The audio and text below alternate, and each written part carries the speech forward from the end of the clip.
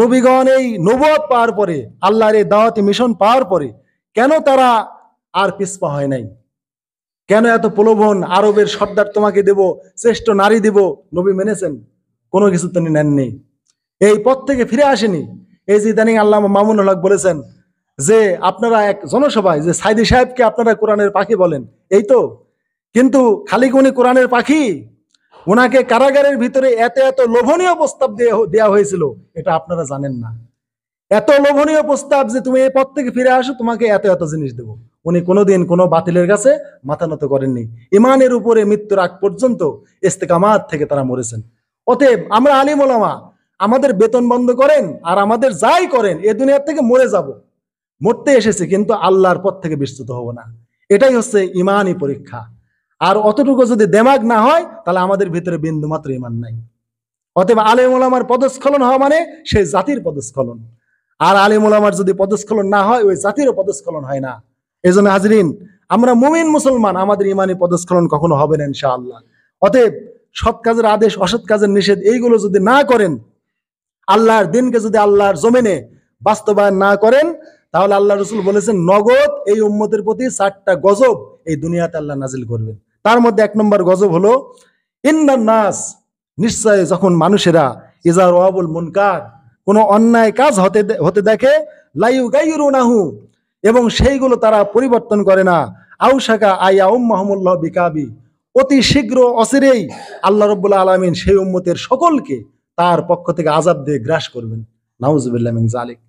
তাহলে এই সমাজে, এই রাষ্ট্রে কত অন্যায়, কত সেকুলারিজম, জাতীয়তাবাদ প্রতিষ্ঠার চিন্তা, ধর্মনিরপেক্ষতা প্রতিষ্ঠার চিন্তা, বহুত কিছু, সমাজতন্ত্র প্রতিষ্ঠার চিন্তা এই আল্লাহর জমিনে, এই দেশে।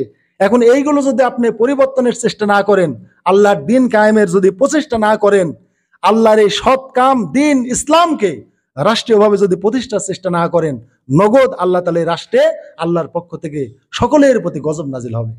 এটা হচ্ছে জাগতিক একটা শাস্তি, যে এই দাওয়াতি কাম বা আল্লাহর দিন, আল্লাহর রাষ্ট্রে কায়েম না করলে তাদের প্রতি নগদ আল্লাহর পক্ষ থেকে আযাব আসবে। তারপর আল্লাহ রাসূল বলেছেন, মা মিন রাজুলিন ইয়াকুনু ফি কওমিন, কোন মানুষ কোন সম্প্রদায়ের মাঝে বাস করে, ইয়ামালু ফিহিম বিল মাআসি, আর সেই সমাজে, সেই রাষ্ট্রে মানুষেরা অন্যায় নাফরমানি করে, ইয়াকদিরুনা আলা ইউগাইরু আলাইহি, কিছু মানুষ সক্ষমতা রাখে যে এটার পরিবর্তন করব। এখন মনে করেন যে রাষ্ট্রে জাতীয়তাবাদ প্রতিষ্ঠা, ধর্মনিরপেক্ষতাবাদ প্রতিষ্ঠা, আল্লাহর দিন রাষ্ট্র হিসাবে বা রাষ্ট্রীয় শক্তি হিসাবে বা জাতীয় শক্তি হিসাবে আল্লাহর দিন কায়েম নাই, কিন্তু আমাদের কিছু মানুষের সক্ষমতা আছে যে না, আমরা এটাকে পরিবর্তন করে দেব, দিয়ে আল্লাহ তাআলার দিন এই রাষ্ট্রে আমরা কায়েম করব। এরকম যদি শক্তি কোনো মানুষের ভিতরে থাকে, কিন্তু ফালা ইউগাইরু, তারা যদি ওইটা কায়েমের প্রচেষ্টা বা ওই বদ্দিনী পরিবর্তনের প্রচেষ্টা না করে, তাহলে ইল্লা আসাবাহুল্লাহু বিআযাবি ক্বাবলা ইয়ামুতু, তাদের ইন্তেকালের পূর্বে দুনিয়াতে আল্লাহ তাদের আযাব দিয়ে গ্রাস করবেন। তাহলে আল্লাহর দিন যারা আল্লাহর রাষ্ট্রে বা এই জমিনে কায়েম করতে চায়, তারা ভালো করে না মন্দ করে? এই ভালো করার দ্বারা এখনো বেঁচে আছেন। কিছু লোক যে আল্লাহর এই জমিনে বা আমাদের এই দেশে যে আল্লাহর দিনকে রাষ্ট্রীয় শক্তি হিসেবে কায়েমের জন্য প্রচেষ্টা করছে, এতটুকুর বদৌলতে এখনো বেঁচে আছেন। বিশ্বাস করেন, এই প্রচেষ্টাটুকু, আল্লাহর দিন এই জমিনে কায়েমের প্রচেষ্টা যদি না থাকতো, আল্লাহ নগদ এই আমাদের এই বাঙালি জাতিকে আল্লাহ কবে ধ্বংস করে দিতেন। অতএব যারা আল্লাহর দিন, আল্লাহর এই জমিনে কায়েমের প্রচেষ্টা চালায়, তাদেরকে শত্রু মনে করবেন না। তাদের জন্য আপনারা বেঁচে আছেন। এই নেককার লোকদের জন্য বদকার লোকেরা বেঁচে আছে। আর নেককার লোকেরা যদি না থাকতো, ওই বদকারদের কারণে আল্লাহ কবে এই দেশকে ধ্বংস করে দিতেন।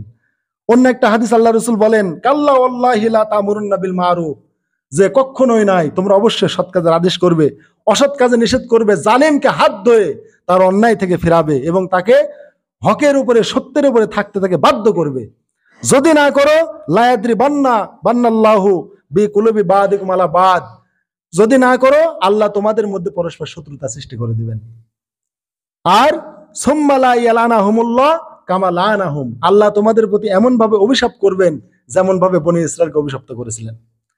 তাহলে আল্লাহর জমিনে আল্লাহর দিন কায়েম না করলে প্রথম শাস্তি হলো জাগতিক শাস্তি আল্লাহ আমাদের দিবেন।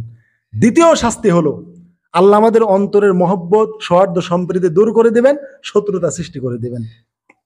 তারপর আল্লাহ রাসূল সাল্লাল্লাহু আলাইহি ওয়াসাল্লাম তিন নম্বরে যেটা বলেছেন শাস্তি, সেটা হচ্ছে দোয়া কবুল হবে না।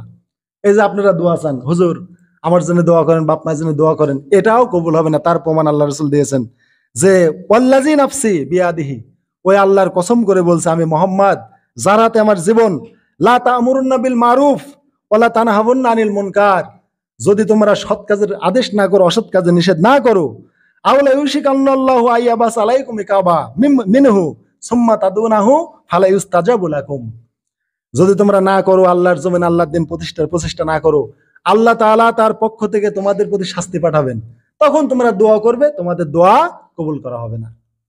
তাহলে আল্লাহর জমিনে আল্লাহর দিন প্রতিষ্ঠা না করলে তিনটা শাস্তির কথা বললাম।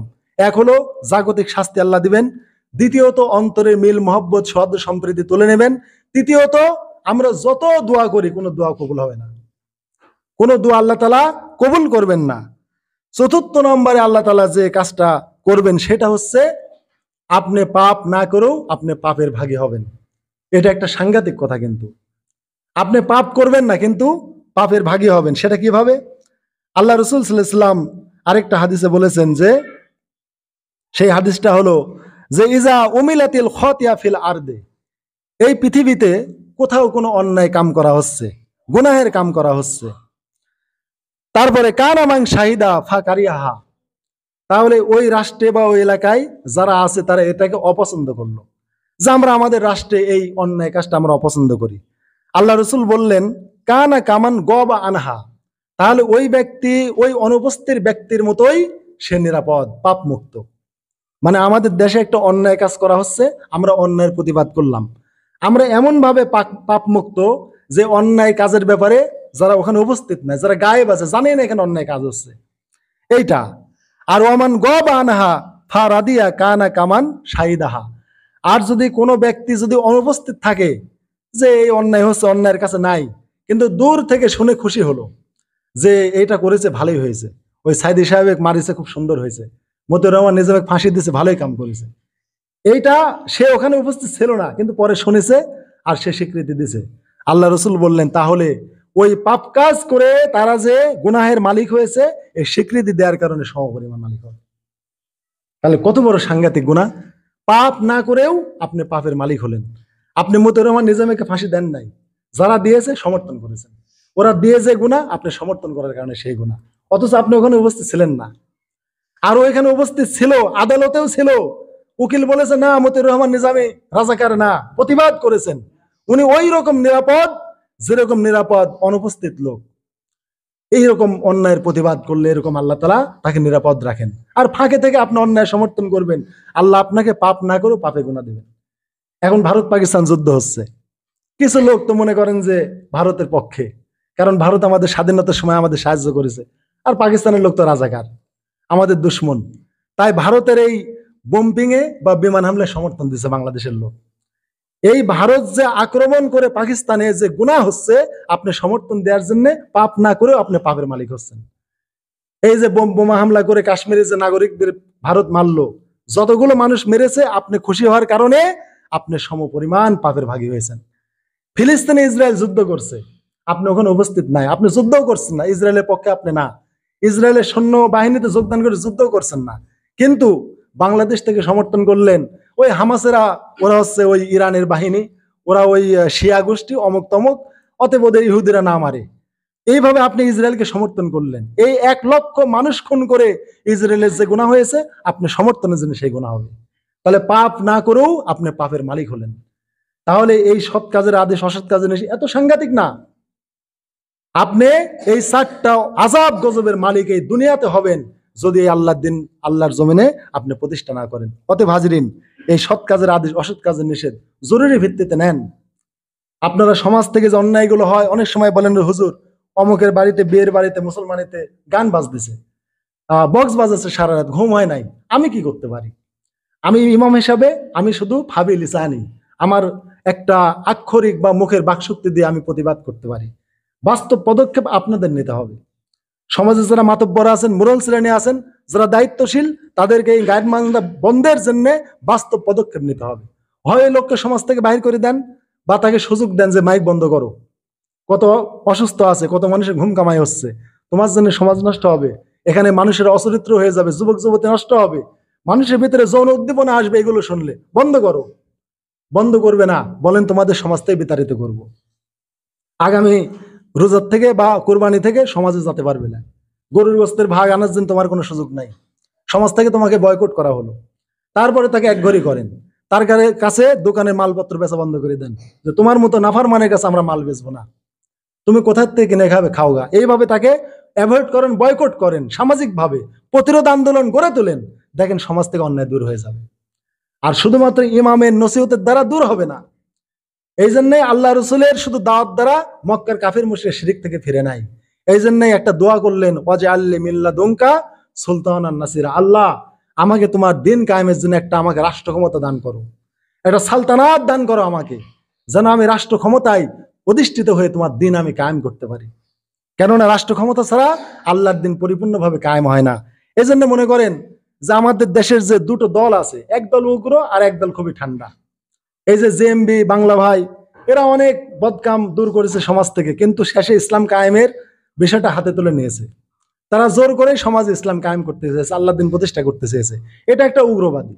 বিপরীতে তাবলিগ জামাত আছে, এরা আবার আল্লাহর রাষ্ট্রে আল্লাহর জমিনে দিন কায়েমে একবারে অমনোযোগী। এরা শুধু নামাজ, কালাম, তসবি, তাহালিল, মানুষ একটু নামাজ পড়ুক, ওযু গোসল শিখুক, এই পর্যন্তই। কিন্তু এই বাংলার জমিনে রাষ্ট্রীয়ভাবে আল্লাহর দিন বা বিধান কায়েম হোক, এইটার কোনো প্রচেষ্টা তাদের নাই। এই যে তারা ভোটাভুটি করে না।